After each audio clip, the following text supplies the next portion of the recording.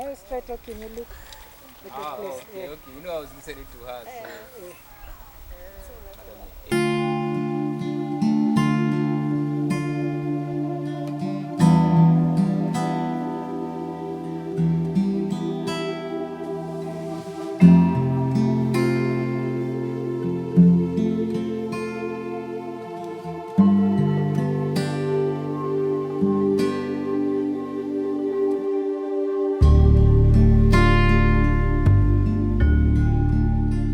Welcome, guys, to our new episode today. Today is going to be a discussion about gender-based violence. I have here two guests who are very passionate about combating gender-based violence in the society. The first guest is Wamboi. You remember her, she was here last time. And we have Kate. I'll let them introduce themselves and let them say 1, 2 things about what they do. So we'll start with Kate. How are you, Kate? Hi, my name is Catherine Degwa. I am a student leader in University of Nairobi. I am also the Kenya University Student Organization Ambassador and also the current University of Nairobi brand ambassador and the CEO of Voices Against Violence. Thank you for having me. Thank you so much. My name is Wambui Mwangi, as you all know or may not know me. Wambui Mwangi, and I'm back here to discuss about gender-based violence, which I'm really passionate about.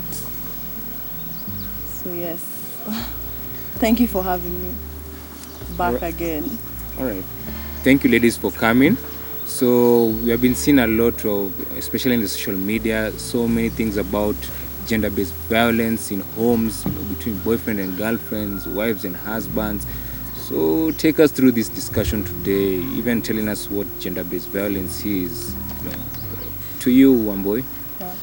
So I define it as any act that is perpetrated against a person's will and is based on gender norms and unequal power relationships. Yeah. So let me ask, in your own point of view, like, have you ever dealt with any gender-based violence kind of case? Yes, I have. You have? Yeah.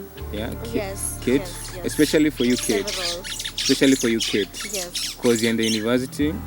These are young people, youth rather. So tell us the experience about gender-based violence. You seen it with your eyes or hearing. So. Well, at the university level, there are so many cases that are being reported to our initiative and also to the police. And also, even in the homes, especially with our situation in the lockdown, when we had in 2020, we had several cases that were administered in our initiative. We had many cases during the lockdown, especially at night, of husbands and wives, and so many children especially were reporting to us, telling us this is what our parents are doing, this is what is happening, and we'd help them to report it to the police, to the hotlines that are administered to us by the government, and also we have had several, of course, by the university students that we helped overall this time. Yes. Okay. As a university student leader, how do you deal with these cases when they are brought to you? Or rather, even if someone comes and tells you, "Oh, this has happened." So, as a student leader, what do you do? Well, at the leadership level, it is very crucial for you to help the students because they're looking up to you. So we give them the guidance that is administered, especially for us, let's say for the University of Nairobi. We are privileged to have the central police station across our campus.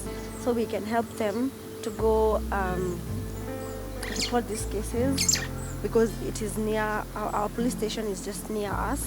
So we help them to, and even those who do not feel like it's safe for them, because there are those who do not feel the safety for our police station guys. We give them counseling, and at the end of the day, they are able to go to the police station and report their violators.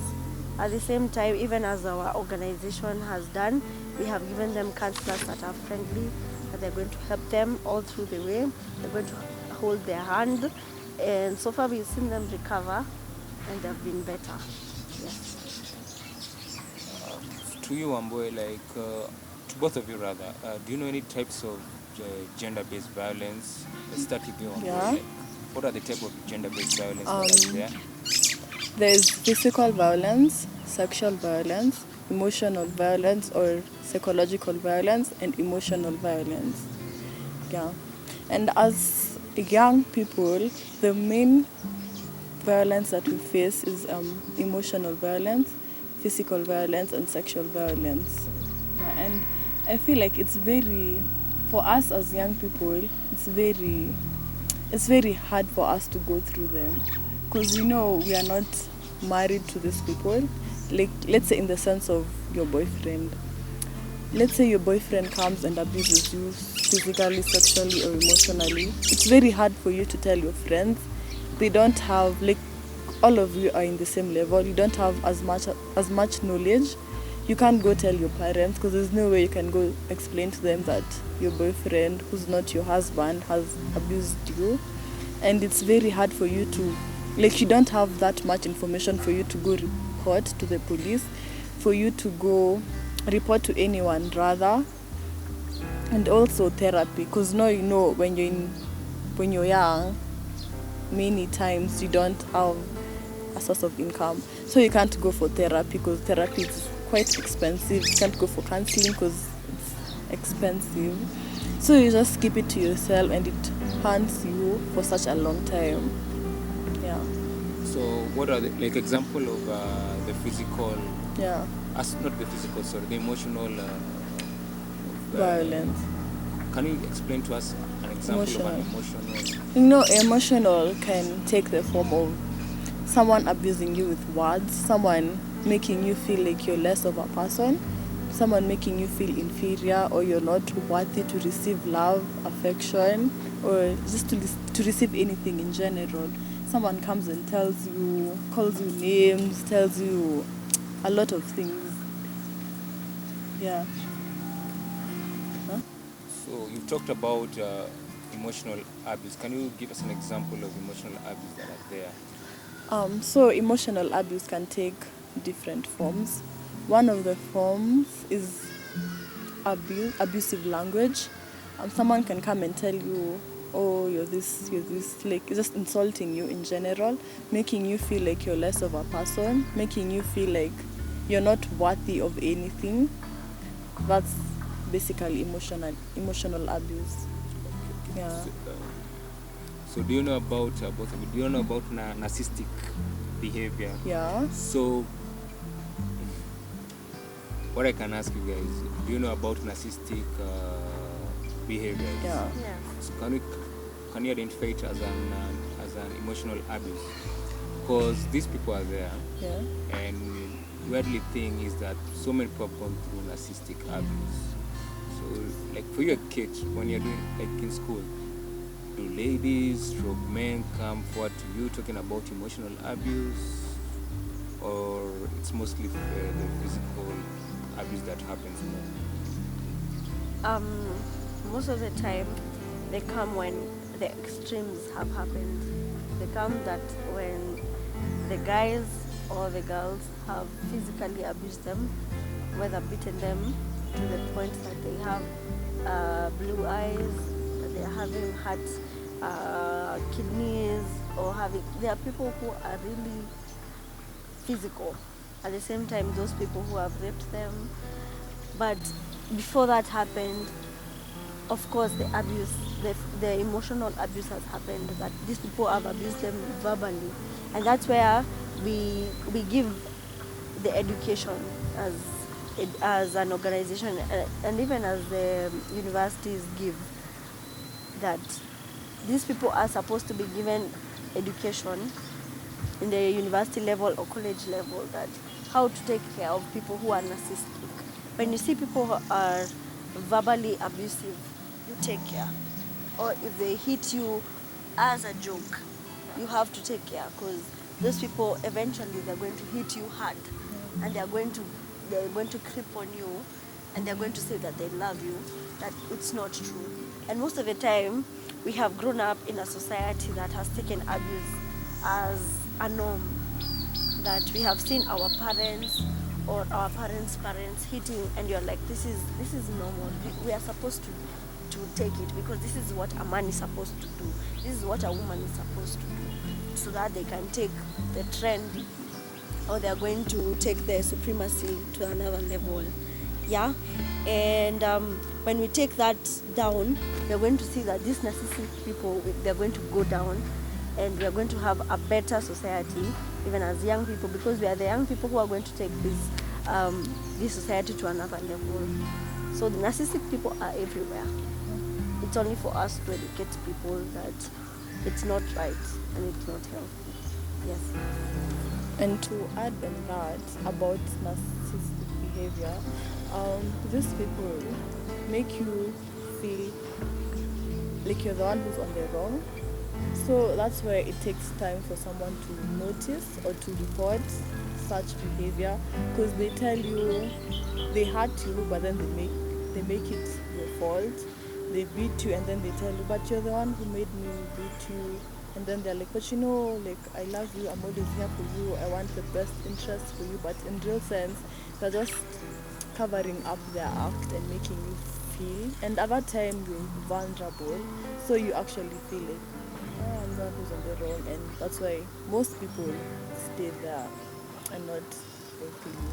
But the best thing to do is just when you notice one form of red flag, the best thing to do is walk out. Yeah. And as much as it's hard, that's the best thing, because it might, as Kate has said, it might go really far as you losing your own life. Because actually, I do agree with you about the narcissistic person, how they're actually very good at manipulation.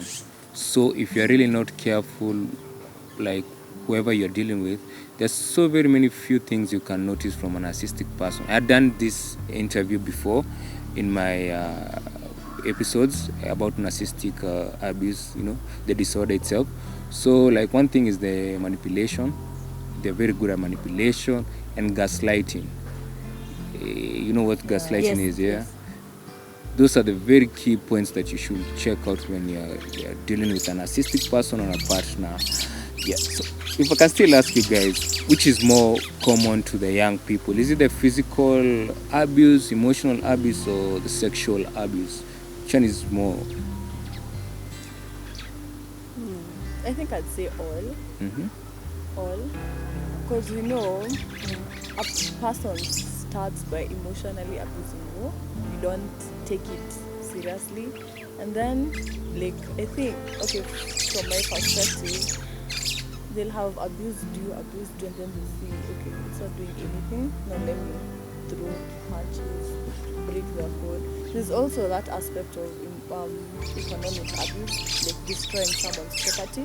They might take something you own and destroy it, and see, like, it may be a form of jealousy because you're talking to other people and they break it. And I feel like as young people we go through it because most partners are like jealous, so they see, okay, I've abused this person enough, okay, so let me go to the next step of maybe destroying this thing that's making them talk to other people, or let me destroy the physical appearance so that maybe people don't see them in this way, or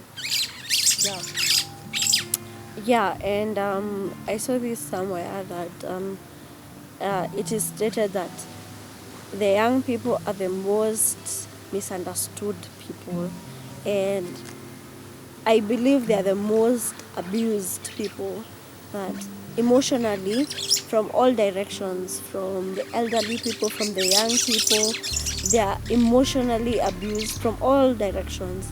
Then the sexually abused from whoever who wants to take deal with them, because I mean, you are the most vulnerable person to take to, and you're the most misunderstood, so who cares?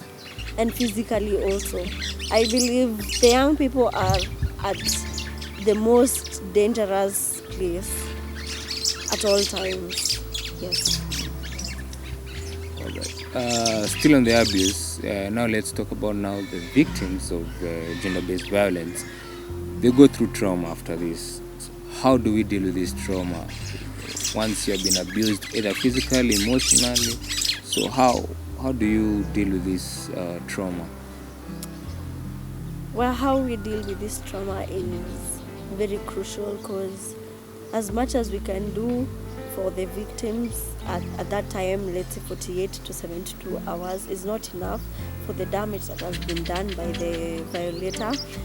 And most of the time, yes, counseling is done, but I believe as a person that has created a group that is an initiative against this violence, that support groups are more important than counseling. Not that it is not enough. It is important for them to go through counseling, but to be with people that have gone through the same gives them the comfort that I am not alone.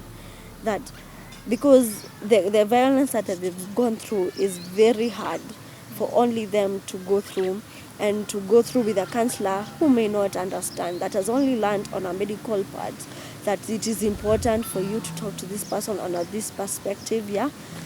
But when you have a support group for people who have gone through the same thing, and they are going to understand this is what I've gone through and this is how they are going to talk with each other, I believe support groups are supposed to be more in our universities, in our colleges, in our schools, and also in our initiatives, in our organizations. Because as long as you know you're not alone, it gives you the comfort that you need. Yeah. Very true. To you, Bobo. Yeah, she said everything I wanted to say. Yeah, the support groups is really a big part, and it's something people should know. And I wish there were a lot, and they were put out to people for people to know. Because most people don't know about it, because you experience it and then you feel so bad because maybe a friend of yours hasn't gone through it, a family member hasn't gone through it. So you're just stuck there thinking you're alone, like bad things happen to you, you can't talk to anyone, so you just die there. And it may also lead to depression, which leads to suicidal thoughts, which later on leads to suicide. Yeah. Yeah. What of Kate, for example? Okay, let me ask you, since you're still in school and you're a student leader, do men approach you when they have been abused by their either girlfriend or just a friend lady? They approach you, or the men prefer to do it themselves? Well, because of the society that we have, it is very rare to see men open up. But I'm glad that several, but to say the least, very few men are able to cite their concerns that I have been abused, I have been beaten by my girlfriend, I have been forced to this act by my girlfriend. To say the least, I have only seen 2 to 3 people that have said this situation has happened to them. And it's very sad, because the society that we live in has caused the men to believe that men do not cry, men do not, they have to suffer in pain, they should suffer in pain because they are men, and it is very sad. But to say the least, the society that we have now seen is trying to open up.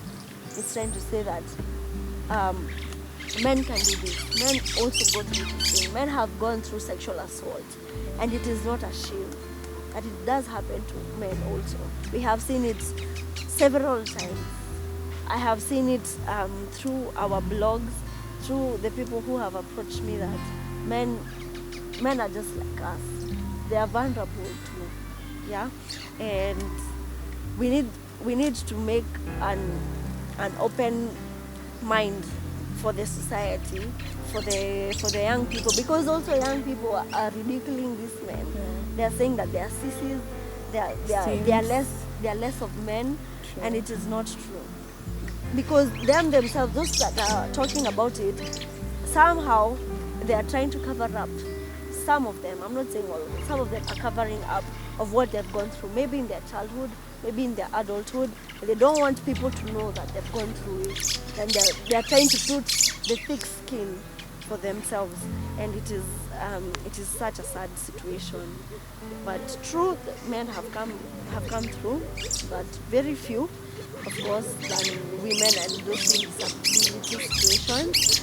And we are trying to help them to get through the situation. All right. So, are there laws that protect the victims of gender-based violence? First and foremost, there's the Constitution of Kenya, and then there's the Protection Against Domestic Violence Act 2015, if I'm not wrong. Yeah, so especially the Protection Against Domestic Violence Act, it outlines the repercussions and the guidelines that are there when these things happen, and it protects both genders, not just women, both men and women. As we conclude now this topic, any advice you can tell any victim out there who has survived the gender-based violence, or anyone who's going through these things, the signs that they can see? You can just tell our viewers one or two things. So the first and foremost, if you're still there, walk out. I know it's hard to like let go or just walk out, but for you to avoid like negative things and bad things and fatal things, just leave and walk out. And then just talk to someone, because you can never, this thing is hard, this thing is very hard. You can't deal with it alone. And as much as you think you can deal with it alone, you can't. Talk to someone, seek counseling. There are certain hotlines that you talk to us more about them. There are certain hotlines that are there that you can call at any time. No? Yes. You can call at any time, and they can help, they can come to your rescue. Yeah. Yeah, and as she has said about the hotlines, one, let me talk about that. One, never be ashamed of what has happened to you, because it's not your fault, and you're not alone.